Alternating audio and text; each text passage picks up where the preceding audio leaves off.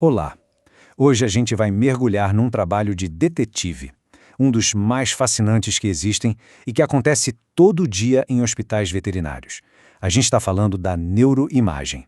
Basicamente, é a arte e a ciência de olhar dentro do cérebro de um pet para desvendar mistérios médicos que de outra forma seriam impossíveis de resolver. Imagina só a cena. Aquele companheiro fiel, de uma hora para outra, não é mais o mesmo. O comportamento muda, algo está claramente errado. Aí o veterinário suspeita de alguma coisa no cérebro e pede um exame de imagem. É um momento tenso, claro, mas é também o começo de uma investigação. A grande questão é que pistas estão escondidas ali dentro. E a principal ferramenta desses detetives é a ressonância magnética, ou RM, para encurtar. Pensem nela não como uma simples câmera, mas como uma tecnologia que cria um mapa super detalhado, tridimensional do cérebro.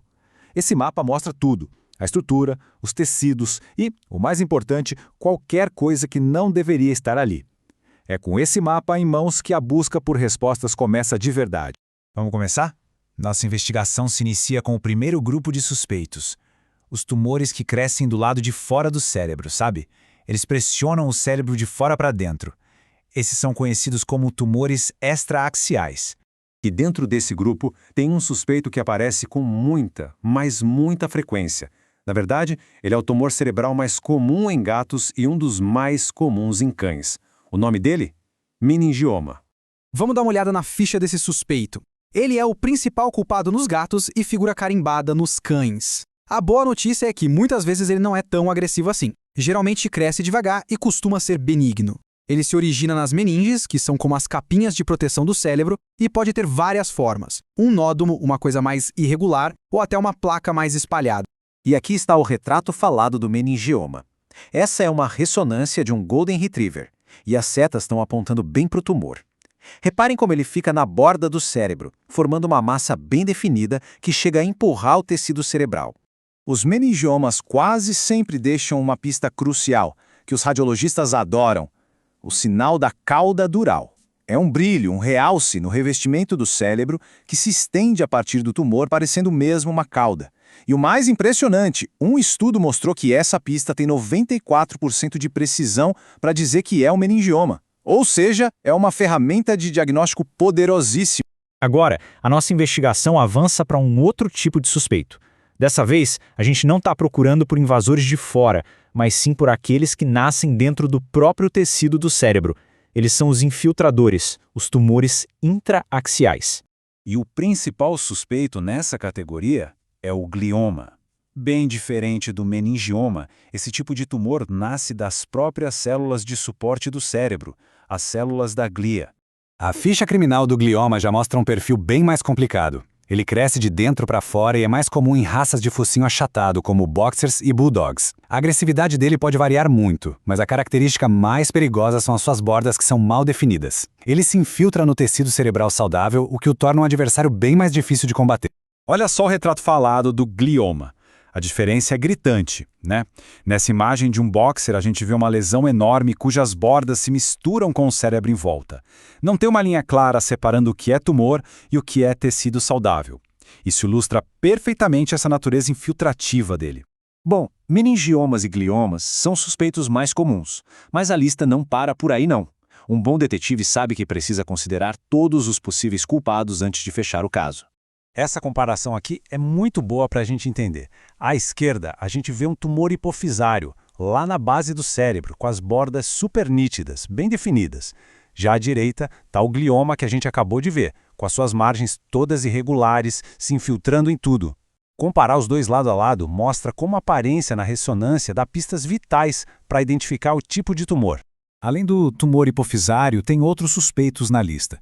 Por exemplo, os tumores do plexo coroide, que crescem bem nas áreas que produzem o líquido cerebral e podem causar um acúmulo perigoso desse líquido. E claro, tem também os tumores metastáticos. Nesses casos, o cérebro é na verdade uma cena de crime secundária, onde o câncer se espalhou vindo de outro lugar do corpo. E agora, a história fica mais complexa. Sabe por quê? Porque às vezes o que parece ser o vilão óbvio, tipo um tumor, pode ser um impostor. Pois é, nem toda lesão no cérebro é câncer. A gente vai ver agora um clássico caso de identidade trocada. Olha essa imagem. É o cérebro de um cãozinho da raça Papillon que teve sintomas neurológicos de repente. A lesão é grande, brilhante, mas não é um tumor. É um infarto cerebral, um AVC, que a gente chama de derrame, causado por um bloqueio no fluxo de sangue. E aí, como diferenciar um do outro? Essa tabelinha ajuda a gente a entender as pistas. Um glioma geralmente causa o que chamam de efeito de massa, ou seja, ele empurra o cérebro. Já um derrame no início não faz isso.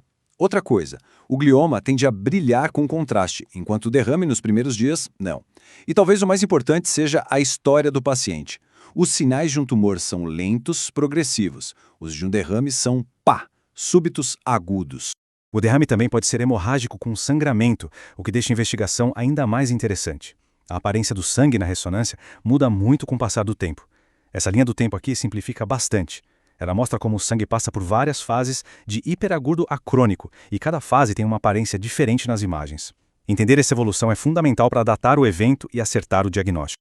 Então, o ponto principal é o seguinte: o diagnóstico por imagem não é só ver uma mancha no cérebro, é analisar onde ela está, qual o formato, como são as bordas, como ela se comporta com o contraste e, principalmente, entender como tudo isso se encaixa na história clínica e evolui com o tempo. É o trabalho de detetive de altíssimo nível, de verdade. Depois de juntar todas as evidências, analisar os suspeitos, descartar os impostores, chega a hora de dar um veredito e, finalmente, fechar o caso. Mas a gente sabe que a medicina tem seus limites. Mesmo com toda essa tecnologia incrível, às vezes, a imagem sozinha não dá a resposta definitiva. Diferenciar um glioma de baixo grau de uma inflamação, por exemplo, pode ser impossível sem uma biópsia, que seria a prova final, o tira-teima. No fim das contas, o caminho para o diagnóstico é um processo lógico, metódico, igualzinho uma investigação policial. Começa com os sinais que o PET apresenta, passa pela coleta de provas com a ressonância, depois vem a análise cuidadosa das pistas, a identificação do culpado mais provável e, por fim, o diagnóstico, que vai dizer quais são os próximos passos e o plano de tratamento.